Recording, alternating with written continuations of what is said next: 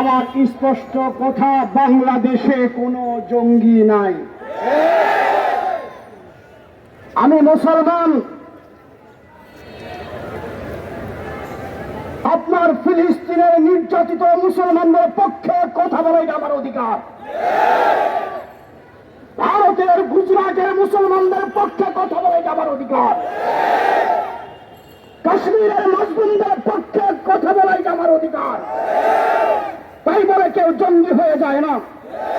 শেখ হাসিনা তাকে ক্ষমতায় বসানোওয়ালা ভারতকে খুশি করে ক্ষমতাকে স্থায়িত্ব করার জন্য বাংলাদেশে বিগত 16 বছর জঙ্গি নাটক মঞ্চস্থ করেছে মাত্র।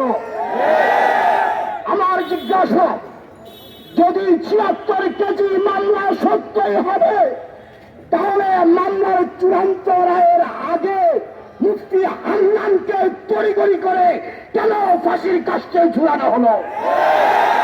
সেই মামলার আসামি তারেক রহমান কেন খালাস পায়? তারেক রহমান খালাস পায়, তাহলে মুফতি হান্নানও নির্দোষ ছিল। তাকে ফাঁসি দেওয়ার পিছনে হাসিনারও বিচার কার্যকর করা উচিত। অতএব এই সমস্ত মামলায় যে সমস্ত ওলামায়ে কেরাম এবং মাজলুমরা জেলে আছে, তারা নির্দোষ, তারা নিরপরাধ, তারা জুলুমের শিকার, হাসিনার ক্ষমতার লোভে লিপ্সায় নির্যাতনের শিকার এই সমস্ত ওলামায়ে কেরাম। অতএব জালেম হাসিনা দিল্লি চলে গেছে, দিল্লির কোন নির্দেশ বাংলায় চলতে পারে না, রায়ের কোন এজেন্ডা বাংলায় চলতে পারে না, আমেরিকার ষড়যন্ত্র বাংলাদেশে বাস্তবায়ন হতে পারে না। আমি বাংলাদেশ খেলাফত আন্দোলনের মহাসচিব হিসেবে বলছি, এই সমস্ত আলেমদের মুক্তি পাওয়া তাদের মানবিক অধিকার, তাদের নির্যাতিত পরিবারের অধিকার।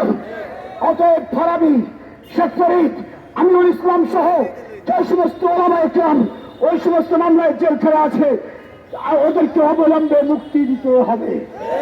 তারেক রহমান মুক্ত, আপনারা জামিন পাচ্ছেন।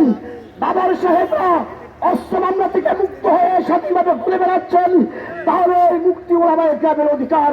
অতএব মুক্তি দিবেন, নচেত আলেমদের সাথে বৈষম্যহীন মুক্তি আন্দোলনের সাথে খেলাফত আন্দোলন একাত্মতা ঘোষণা করে মানিয়ে আনতে বাধ্য হবে।